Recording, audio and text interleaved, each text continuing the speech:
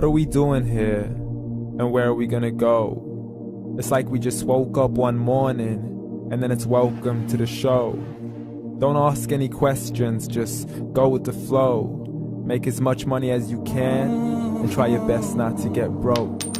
Copy everything you see on the TV, from the hairstyles to the clothes, and don't think too often, just do exactly as you're told.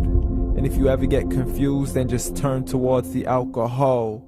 You'll still hear your thoughts, then just turn up the radio as you learn to live a lifestyle of drugs, sex, and rock and roll.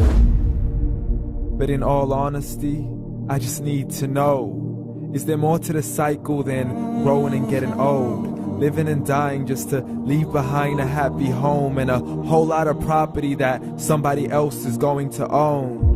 I just really need to know before the casket's closed, 'cause I'm not willing to gamble with my soul, nor am I ready to take any chances. These are just simple life questions and I'm just searching for some answers. Like, what are we doing here? And what is our purpose? How did we get here, and who made us so perfect? And what happens once we go, or is this world all really worth it? Questions we don't answer because apparently we don't really have to. There's no purpose to this life and our existence is merely natural. Then in that case, please let me ask you, did you create yourself, or was it somebody else who had fashioned you? 'Cause you're a being that's impeccable, faultless and unparalleled. You're a product of supreme intelligence and I'm merely being rational. For there isn't a camera on this earth that can come close to the human eye, nor a computer that can compete alongside the human mind. And if the whole world was to come together, we wouldn't be able to create a single fly. So many signs, yet we still deny. As science tries to justify that all this could come from none, when it's a simple sum. 0 plus 0 plus 0 cannot possibly ever give you 1. So from where did all this order come? For everything has its origins, a maker, a creator of its own. I mean, the only reason you're watching this video is because somebody had to press upload. So we can believe in the Big Bang, but I'd rather believe in He who caused it to explode. Allah, the creator of everything along with every single soul. The ever-living, the master, the only one who is in control. Unlike his creation, beyond our imagination. And no, he's not a man, nor does he have any partners in association. He's on his own. And no, he did not ever leave us alone. Just like every manufacturer, he left us with an instruction manual. The Quran and Islam, and I'm sorry to jump to conclusions, but it's the only one possible. The only definition of God is the one and only supreme being. It's logical, a book with 0 contradictions, with miracles that are both scientific and historical, all revealed over 1400 years ago.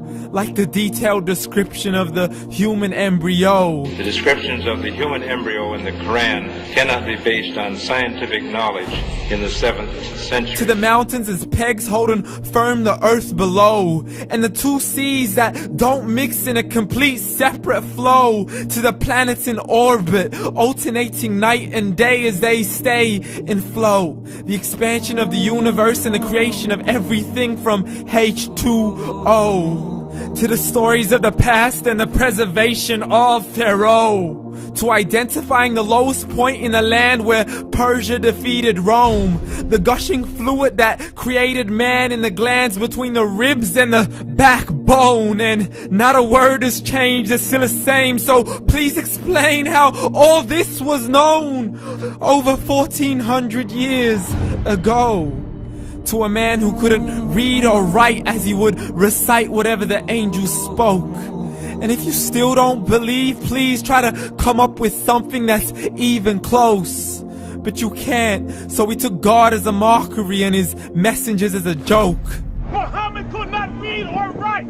How's somebody who can't read or write gonna start a religion? Dismissed his scriptures as legends and tales of the ancient folk, as we live life according to our whims, desires, and hopes. saying this life is the only home we will ever know. We will live then die, then simply turn to bones. YOLO! Correction, after the grass dies, the rain arrives and it regrows, and Allah promises to do the same thing to your very soul and bring you back from your very fingertips to your toes, as the all-seeing supreme being watches us so close, and we are surely being tested in our wealth, our health, and our self, and everything that we've been blessed with. So believe, for we will surely be resurrected and be brought back to our Lord and account for every single deed, as He hands us our books and